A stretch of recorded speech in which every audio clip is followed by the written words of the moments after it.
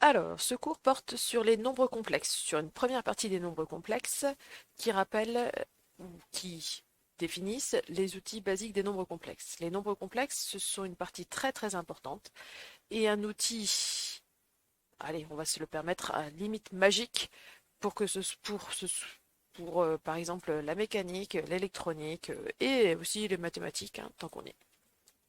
Donc ce chapitre-là est très important. Certains d'entre vous ont fait Math Expert et donc l'ont déjà vu. Toutes ces vidéos seront donc des révisions.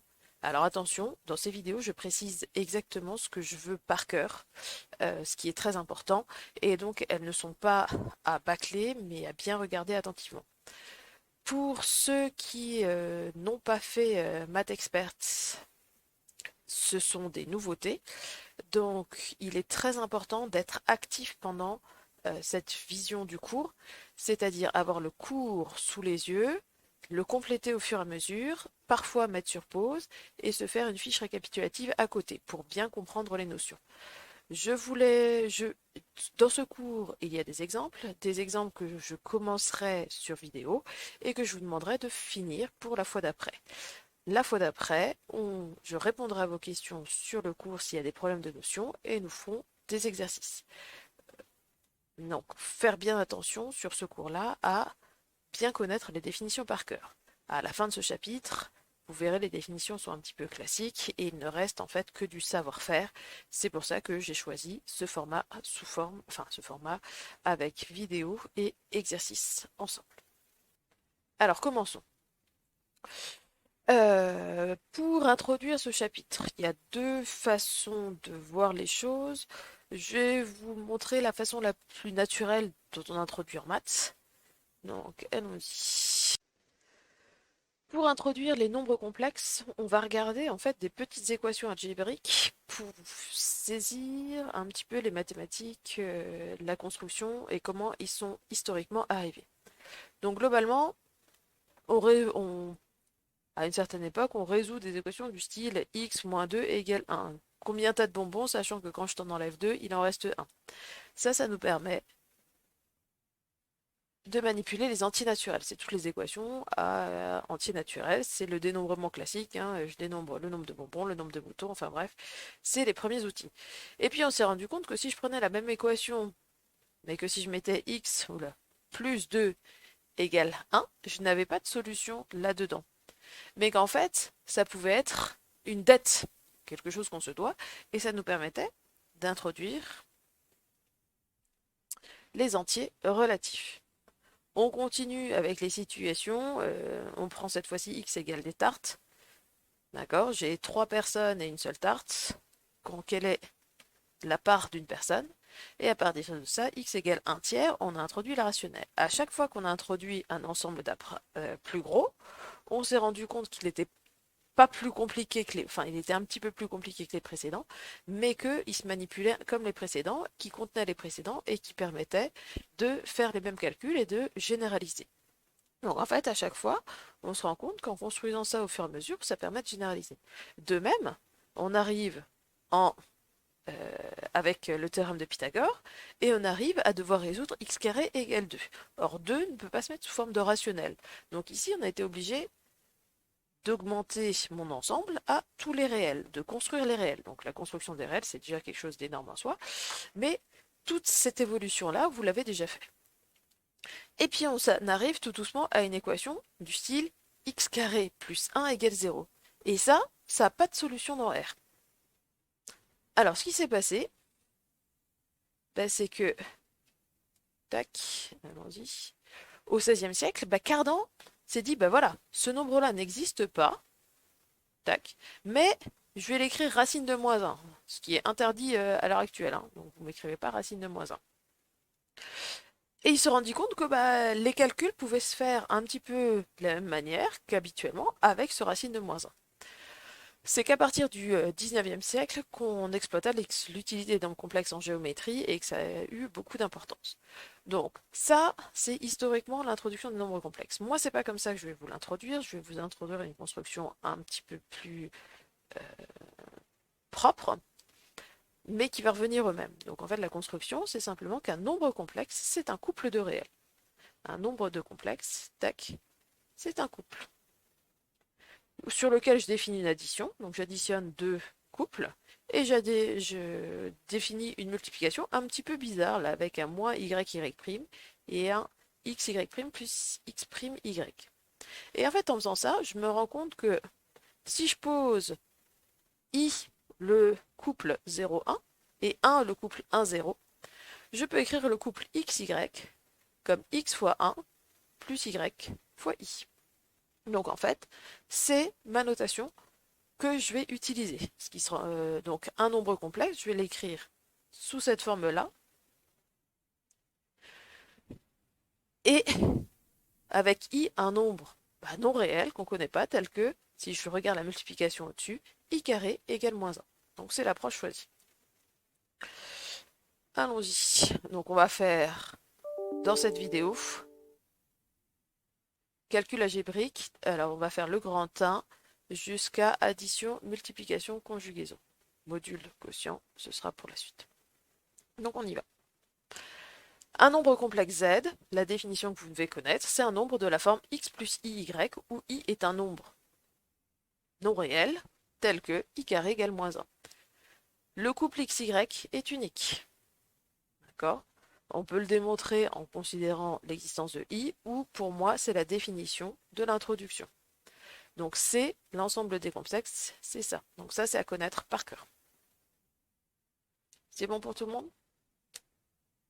Personne ne me répond, mais c'est normal. Allez, continuons. Le nombre i, celui-là, là, l'imaginaire tel que i carré égale moins 1. Il est noté j par les physiciens, pour ne pas le confondre avec une intensité, parce qu'ils en ont besoin en électricité. Donc voilà, ça faudra faire attention. Les réels sont inclus dans les complexes, parce que tout réel s'écrit x plus i fois 0. Donc au Q 0 fois i plus x, ça me donne bien x, donc ça me donne bien réel. J'ai dit que le couple xy était unique, ça veut dire que si j'ai x plus y égale x' plus y' et que ils sont tous réels, alors x égale x' et y égale y'. L'écriture est unique. Petite définition, les réels, on sait ce que c'est ceux qui s'écrivent x plus i fois 0. On va appeler imaginaire pur, cette fois-ci ceux où le x est nul et seulement le y est non nul. Donc on appelle un imaginaire pur tout nombre complexe écrivant un réel multiplié par i. Donc ici, celui-là est nul et il me reste que le terme là. L'ensemble des imaginaires purs, je le note IR, puisque c'est le nombre i fois n'importe quel réel x, pour x appartenant à R. Il faut faire attention. Ouais, il m'embête là. Tac. Pourquoi j'ai le menu là? Voilà. Cette appellation est maladroite. Bah pourquoi? Parce que on a l'impression que imaginaire, c'est le contraire de réel. Alors, oui et non, puisque les complexes sont les nombres imaginaires et les réels sont inclus dans les complexes. Et on va appeler imaginaire pur seulement cela. C'est pas parce qu'un nombre n'est pas réel qu'il est imaginaire pur. Donc par exemple, si je regarde 1 plus i, il est imaginaire, c'est pas un nombre réel, mais il n'est pas, entre guillemets, pur, puisque j'ai le 1 devant. Voilà. Donc ça, c'est pour la définition. Donc, dans votre formulaire, vous rajoutez la définition de l'imaginaire pur, c'est ça. D'accord? Donc, bon, au départ, ça semble un petit peu compliqué, un petit peu bizarre, et on va voir que tout se passe, entre guillemets, naturellement. Un nombre complexe, on a dit que c'était un couple. Donc en fait, quand j'ai un nombre complexe, j'ai directement une vision géométrique. Je prends le plan P, muni d'un repère orthonormé direct. Eh bien, à tout point plan du plan, on a dit qu'un nombre complexe était un couple, et un couple, ça peut être les coordonnées d'un point. Donc en fait, à tout complexe, je vais associer un point, et à tout point, je vais associer un complexe. Donc au point de coordonnées x, y, j'associe le nombre complexe x plus y. Et puis à tout complexe x plus y, je vais lui associer le point de coordonnées x, y. On dit que M est l'image de Z et que Z est l'affixe, mot-clé affixe. Et on note M de Z. Donc en fait, j'espère que le rendu ça ira à peu près. vous devez toujours avoir une feuille à carreaux pour les complexes. J'ai toujours un repère orthonormé direct UV. J'ai pas besoin de le faire en gros, des fois si, mais d'autres fois non. J'ai UV ici, j'ai l'origine ici. Et si je prends le complexe Z1 égale 3 plus 2i, je lui associe le point M d'affixe Z1, je l'écris comme ça. Il a, ici je regarde le couple XY avec X et Y réel. Ici X c'est 3, donc c'est l'abscisse. 1, 2, 3. Ici, ça c'est X. Ici c'est Y, donc c'est l'ordonnée. 1, 2. Et mon point M, il sera ici. Je vais l'appeler M1. Tac, j'ai le point M1. Voilà. Donc en fait, on retrouve l'idée qu'un nombre complexe, c'est un couple. Je le lis, réel plus réel fois i. Le premier, ce sera l'abscisse, le deuxième, ce sera l'ordonnée. Alors, ces deux-là, ils vont avoir un nom particulier, on va le définir juste après. Donc, je vous ai fait un exemple. Pour la fois d'après, je vous demande l'exemple 1. L'exemple 1, c'est tracer les points M1, M2, tracer l'ensemble des réels, des imaginaires purs sur ce plan complexe. D'accord? Hop, donc ça, à faire pour la prochaine fois. En fait, je viens de vous le dire, le réel x et le réel y de la décomposition x plus y vont avoir des petits noms. Donc on y va. Si je prends un complexe z et que x et y c'est l'unique décomposition de z sous la forme x plus y, j'ai besoin qu'il soit absolument réel. X s'appelle la partie réelle de z, y s'appelle la partie imaginaire de z. L'écriture du nombre complexe x plus y, c'est appelé écriture algébrique. Donc ça, c'est pour les définitions à savoir par cœur. Donc je reviens sur mon exemple. Tac. Si je suis ici, Z1 c'est la décomposition 3 plus 2i. 3 et 2 sont des réels. Donc la partie réelle de Z1, c'est 3. La partie imaginaire de Z1, c'est 2. Et on remarque que la partie réelle, eh bien, en fait, c'est le x ici, c'est l'abscisse. Et la partie imaginaire, c'est le y ici, c'est l'ordonnée.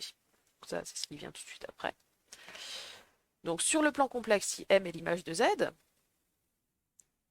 tac, je repasse ici. Si M est l'image de Z, alors la partie de réel de Z, je viens de le dire, c'est l'abscisse. Tac. Et la partie imaginaire, c'est l'ordonnée de M. Tac. Les nombres réels, si je les regarde sur ma feuille,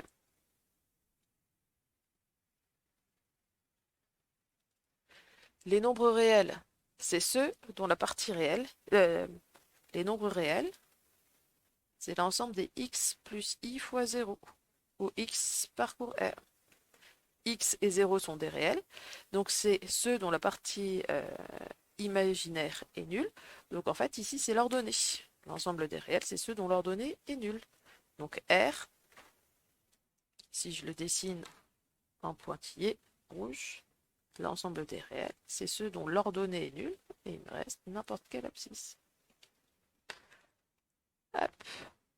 Et si je regarde les imaginaires purs, IR, si je veux, c'est l'ensemble des 0 plus I, Y, pour Y parcourant tout R. Donc c'est ceux, 0 et Y étant des réels, ça c'est la partie réelle, ça c'est la partie imaginaire. Donc sur le plan complexe, c'est les points d'abscisse 0 et d'ordonnée n'importe quel Y. Donc en fait, si je le dessine en pointillé, ça me donne cela. Et voilà.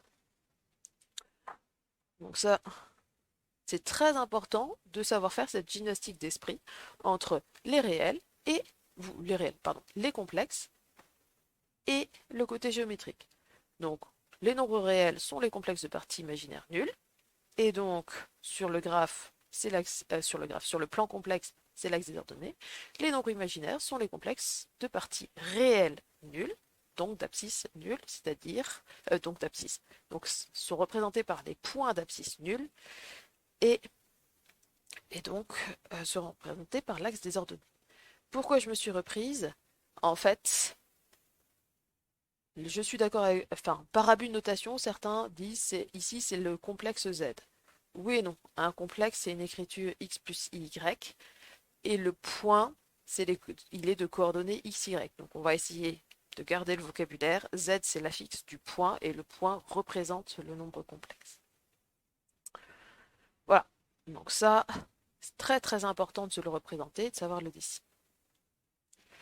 Attention, si Z s'écrit sous la forme A plus IB, mais que A et B sont complexes, ben la partie réelle de Z, c'est pas A.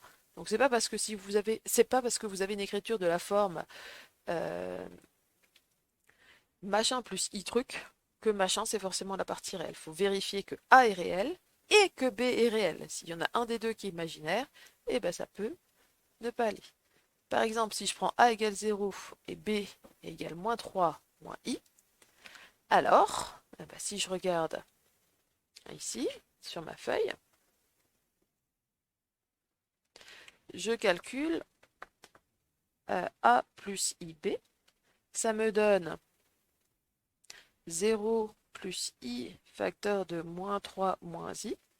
Ah, j'ai pas encore défini la multiplication, mais j'ai déjà dit que I carré égale moins 1. Ça fait moins 3I moins I carré. Le I carré, on a dit qu'il valait moins 1, donc moins I carré, ça vaut plus 1. Ça fait 1 moins 3I. Cette fois-ci, 1 est réel, moins 3 est réel. Hein, attention, c'est de la forme 1 plus moins 3 fois I.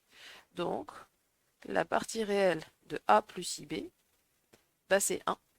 Et c'est différent de A qui vaut 0. Même si A est réel, ici le fait que B soit imaginaire, eh ben, ça fait tout planter. Et de même, la partie imaginaire de A plus IB, eh bien, elle vaut moins 3. Et c'est pas du tout B. D'accord? Donc ici, c'est pour ça que j'ai précisé dès le début que c'est important que A et B soient réels. Ou que X et Y à chaque fois soient réels. D'accord? Donc ça, le point clé. Toujours s'assurer. Ici. On n'est pas obligé de l'écrire, mais par contre, il faut toujours le vérifier. Alors, je définis l'addition et la multiplication. Je l'ai déjà défini en introduction. Donc, j'ai dit qu'on additionnait coordonnée par coordonnée. Donc, si je fais x plus y plus x' plus y', ça me fait x plus x' en partie réelle plus y plus y'. Et si je fais la multiplication, ben, je vais développer normalement x plus y x' plus x fois y plus i carré y'. Sauf que le i carré vaut moins 1. En fait, on ne va pas développer comme ça. Je vais vous le montrer sur feuille. On va développer en essayant de réunir tout de suite la partie réelle, la partie imaginaire. Donc on va faire x'. L'autre terme qui sera réel, ce sera avec le i carré. Donc je vais faire y fois y', c'est-à-dire moins y'. Et puis ensuite, il me reste les deux doubles produits où je mets i en facteur. Ça fait i facteur de yx' plus x y'. Hop, et voilà. Grâce à cette multiplication, l'ensemble des nombres complexes est muni de deux lois, plus et fois, et il se comporte comme l'addition et la multiplication des réels en tenant compte que i carré égale moins 1. Donc je développe exactement pareil, je peux... Tac. Voilà. Euh, et j'ai exactement les mêmes règles. Je prends l'habitude de réunir, comme je l'ai dit, le plus tôt possible partie réelle et partie imaginaire. Ça simplifie les calculs. Je ne fais pas des calculs bourrins, sinon j'ai plein de termes non organisés et j'augmente mes risques de calcul, de faute de calcul. Ok, exemple. Donc, moi, je vais vous faire U3, d'accord? Et puis, vous ferez les autres pour la prochaine fois. Normalement, c'est assez clair, donc il n'y a pas de souci. Tac, feuille. Donc U3, c'est Z1, Z3. Pour l'addition, je vous fais confiance. Pour la multiplication, je préfère vous en montrer un. Ça me fait 1 plus 2i fois Z3, 1 tiers de i plus 4 cinquièmes. Pourquoi j'ai mis des fractions? Bah pour que vous preniez l'habitude aussi que x et y étant des réels, c'est pas toujours des entiers. Je vais développer. Alors déjà, le Z3, il est écrit de manière un peu tordue puisque le terme en i est devant et le terme réel est derrière. Il faut que je fasse attention. Si j'en ai besoin, je le réécris. Bon, tout le monde n'en a pas besoin. Quel est l'intérêt? Maintenant, ce que je veux, c'est écrire d'abord la partie réelle et i fois la partie imaginaire. Donc la partie réelle, elle vient de ce terme-là avec ce terme-là, et puis des deux termes en i. J'ai i fois i, ça me donnera moins 1, et ça me donnera un réel. Donc la partie réelle, j'ai 1 fois 4 cinquièmes, plus i carré, que je pourrais déjà écrire en moins 1 quand j'aurai gagné en aisance, fois 2 tiers. Et la partie imaginaire, il me reste plus i facteur de. Cette partie imaginaire-là, elle est obtenue en faisant un terme en i fois le réel et un terme en i fois le réel. Donc cette fois-ci, celle-là, elle est obtenue en faisant ces deux-là et ces deux-là. J'ai bien pris tous les termes, j'ai bien les 4 produits en développant. Hein. J'ai bien ça fois ça, j'ai bien en noir 1, 2, et puis en gris ça et ça. Donc il me reste 1 plus 1 tiers, 1 fois 1 tiers, pardon, plus 2 fois 4 cinquièmes. Hop. Je gagne du temps en réunissant comme ça. Donc ça me fait 4 cinquièmes moins 2 tiers. Donc ça me fait des quinzièmes. 12 plus 10, plus non, moins, i carré vaut moins 1. Donc j'obtiens 3 fois 4, 12, moins 10. Ça me fait 2 cinquièmes plus i, facteur de, ce sera aussi 1 quinzième. 8, 3 fois 8, 24, plus 5, 29. Et voilà. J'ai donc trouvé, pardon si c'est penché, j'ai donc trouvé la forme algébrique de U3. C'est bon? Donc l'idée ici, c'est de manger des multiplications et de prendre l'habitude de les organiser. Ça deviendra naturel comme la multiplication sur les rationnels. Donc ça, à faire pour la fois suivante. Allez, dernier petit effort pour ceux qui n'ont encore jamais vu les nombres complexes. Encore une définition, mais vous verrez, les définitions deviennent naturelles. Donc en fait, ici, on va définir le conjugué de z, qu'on notera z bar. C'est l'unique complexe qui s'écrit partie réelle de z plus i partie imaginaire de z. On a déjà vu que la partie réelle et la partie imaginaire sont définies de manière unique par rapport à z. Hein. C'est l'unique x, et lui c'est l'unique y dans la décomposition x plus y, sachant que x est réel et que y aussi. Donc exemple, l'exemple 3 sera à faire. Moi j'en fais un totalement arbitraire, d'ailleurs celui que j'ai fait avant. Hop. Je regarde ici. Je prends le nombre. Ah bah, c'est pas celui-là que je veux.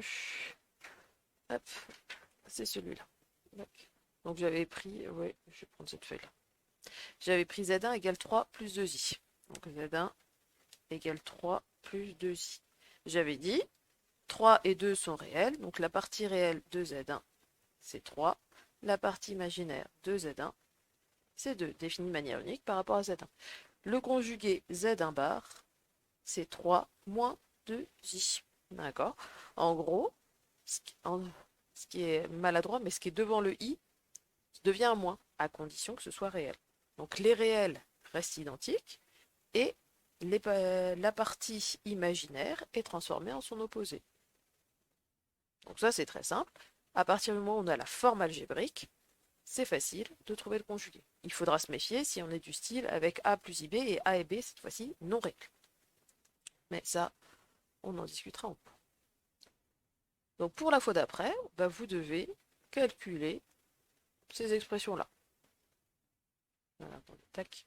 Donc exemple 3, c'est que des calculs, c'est vérifier que la notion est bien apprise. Donc apprendre par cœur la définition et puis savoir la manipuler. Proposition.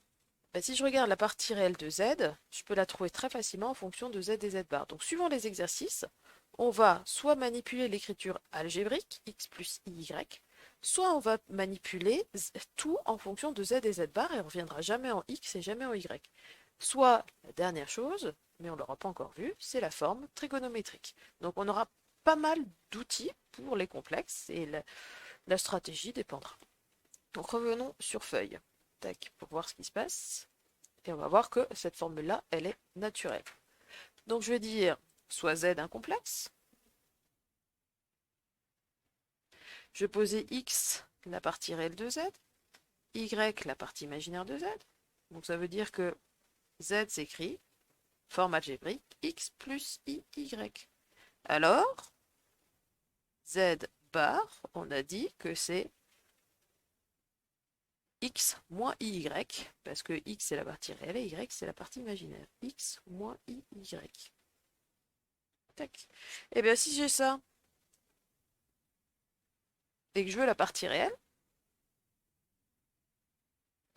de z, bah c'est x. Si je veux x là-dedans, j'ai un terme en y, un terme en moins y. Si je fais la somme des deux, bah ça me donne 2x. Donc ça, c'est la moyenne de ces deux-là. C'est z plus z bar sur 2. Hop, c'est réglé, c'est tout simple. Maintenant, si ici je veux y, pour avoir y, il faut que j'élimine le x. Donc que je fasse la différence. Si je fais z moins z bar, ça me fait 2iy.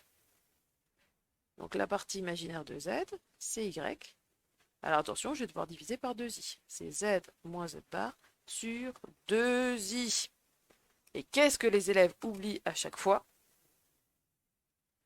C'est ce i ici. D'accord? Très important. Petite remarque, du vocabulaire. Attention, j'ai oublié de l'écrire dans le cours. La partie imaginaire de z, c'est un réel. D'accord? On a défini la partie imaginaire de z comme l'unique réel y, si x et y sont réels, dans cette écriture algébrique. Donc en fait, la partie imaginaire, c'est un réel. Ce réel-là correspondra, multipliant par i, au côté, entre guillemets, imaginaire de z, mais la partie imaginaire est un réel. Donc j'oublie pas ici de diviser par 2i.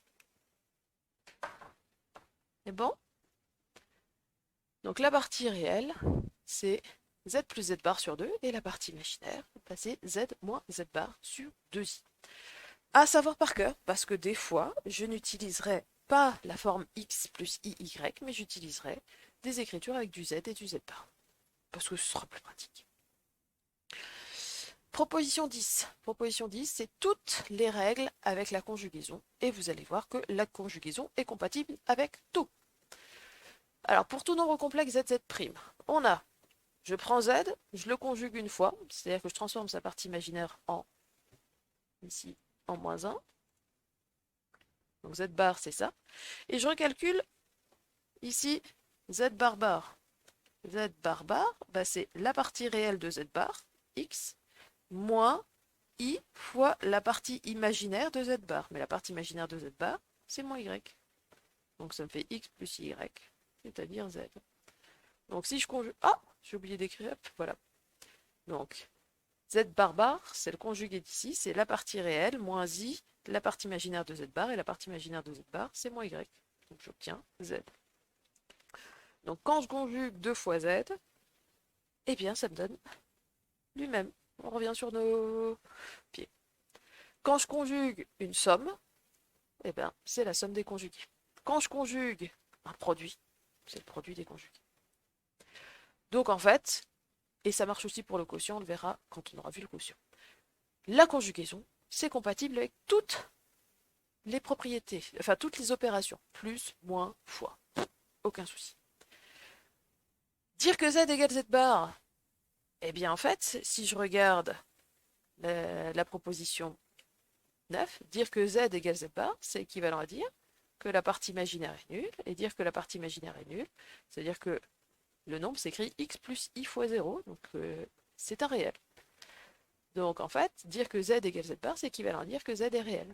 Et bien parfois, pour traduire que z est réel, on utilisera ça. Donc ça c'est très important. C'est important aussi que ce soit une équivalent. De même, dire que z égale moins z bar, bah, c'est équivalent à dire que z est un imaginaire pur. Tac. Bon, allez, je le rappelle. Pour la partie réelle, la partie réelle est compatible avec la somme, elle est compatible avec la multiplication par un réel, et elle n'est surtout pas compatible avec la multiplication. Donc on va garder en mémoire, la conjugaison est compatible avec toutes les opérations, la partie réelle, addition, soustraction, surtout pas multiplication. Et voilà. Les démonstrations, c'est des exercices simples à savoir faire, on les fera ensemble. Enfin, exercice 4 qu'on fera ensemble, calculer z bar en fonction de x et y. Voilà, c'est tout pour cette séance. Alors, pour ceux qui ont déjà vu les complexes, c'est pas grand-chose, c'est du savoir-faire à remettre et à recevoir les définitions par cœur. Pour ceux pour qui c'est nouveau, il n'y a pas de grosses difficultés théoriques, par contre, il y a énormément de définitions à savoir par cœur. Donc moi, mon but, c'est que pour la séance prochaine, vous le connaissiez ces notions par cœur. Je vous ai fait un petit récapitulatif. Tac. Nombre complexe, récapitulatif du cours 1. Donc ce que vous devez savoir, c'est l'ensemble des x plus y avec xy réel. I, le nom carré, tel que au carré égale moins 1. Si z est complexe et que xy est un couple de réels, j'insiste, pour identifier partie réelle, partie imaginaire, j'ai besoin que x et y soient des réels. L'écriture algébrique, x plus y, x s'appelle la partie imaginaire, x s'appelle la partie réelle, y la partie imaginaire. Je me le représente tout de suite. C'est les points d'affixe z. Les points d'affixe z ont pour abscisse la partie réelle et pour ordonnée la partie imaginaire. Le conjugué, c'est x moins y, c'est le conjugué. La partie réelle, c'est z plus z bar sur 2. La partie imaginaire, c'est z moins z bar sur 2i. À croire que j'insiste beaucoup sur le i. Si je veux le représenter aussi, le conjugué, sa même partie réelle, donc même abscisse, et l'ordonnée et l'opposé. Donc l'ordonnée ici, moins la partie imaginaire de z, c'est là. Donc le point M' d'affixe z bar, je peux le représenter aussi.